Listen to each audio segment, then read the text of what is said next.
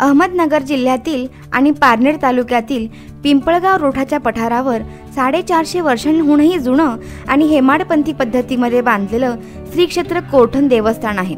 या मंदिराचा आणि या परिसराचा विकास खऱ्या अर्थाने इथल्या गावातल्या लोकांच्या एकीने झाला। त्यांनी जुन्या अनिष्ट प्रथा बंद करून हे मंदिर आणखीनच नावरूपाला आणलं। हे देवाचं कोरं ठाण आहे। कोरं म्हणजे स्वयंभू आणि ठाण म्हणजे देवाचं वास्तव्य असलेलं ठिकाण आणि या देवावरूनच या ठिकाणाला कोरठण असं नाव प्राप्त झालंय।